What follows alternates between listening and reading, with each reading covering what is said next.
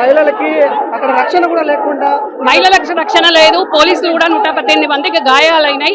మరి ప్రజాస్వామ్యతంగా నిరసన తెలుపుతుంటే మా రాహుల్ గాంధీ గారు, ప్రియాంక గాంధీ గారు నిరసన తెలుపుతుంటే ఎక్కడికక్కడ అరెస్టులు చేసి యువత సైడు, యువత భద్రత, యువత భవిష్యత్తును దృష్టిలో పెట్టుకొని రాహుల్ గాంధీ గారు మోడీ గారి ఇంటి ముందు నిరసన తెలియజేస్తున్న దానికి ఈ రోజు దేశ వ్యాప్తంగా కూడా విద్యార్థుల కోసం మరి వాళ్ళ భవిష్యత్తును దృష్టిలో ఉంచుకొని కాంగ్రెస్ పార్టీ ఎక్కడికక్కడ మేము శాంతియుతంగా నిరసన తెలియజేస్తున్నాం. కాంగ్రెస్ కుట్ర లేదు, ఏం లేదు. కాంగ్రెస్ పార్టీ ఎప్పుడు యువకుల భద్రత, భవిష్యత్తు కోసము, దేశ రక్షణ కోసం పట్టుబడి ఉండే పార్టీ. ఇప్పుడు పోలీసులను కూడా లెక్కకు తీసుకోకుండా 118 మంది పోలీసులకు కూడా గాయాలైనాయి. మరి యువత తల్లిదండ్రులు ఆందోళనలో ఉన్నారు.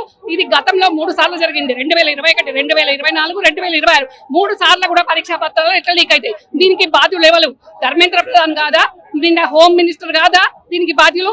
మరి ఇంకా మమ్మల్ని మా చిత్తశుద్ధిని శంకించడము అని అంటే ఇక్కడ మోడీ గారు నిమ్మకు నీరెత్తినట్టు చిరునవ్వులు చిందిస్తూ ఆయన ఇంట్లో కూర్చుండి ఇక యువత విద్యార్థుల భవిష్యత్తు ఆందోళనకరంగా మారి వాళ్ళ తల్లిదండ్రులు అగ్యమగోచంగా ఉన్న పరిస్థితిలో మరి వాళ్ళకు మద్దతుగా ఉండాల్సింది పోయి ఇంకా మా నాయకులు, మా అగ్రనేతలు రాహుల్ గాంధీ గారు కానీ, మల్లికార్జున గారు కానీ నిరసన తెలిపించడానికి సిగ్గుచేటు, ప్రజాస్వామ్యంలో సిగ్గుచేటు, సిగ్గు లేని బీజేపీ పార్టీ, లీకేజీల ప్రభుత్వం మీది. అట్లాంటి మీరు నిరసన తెలుపుతున్న మా పార్టీ మా ఆఫీస్ ముందు వచ్చి దాడులు చేస్తాం, నిరసన తెలుపుతాం అంటే ప్రజాస్వామ్యం ఎక్కడ ఉందో ప్రజలందరూ కూడా గమనిస్తున్నారు.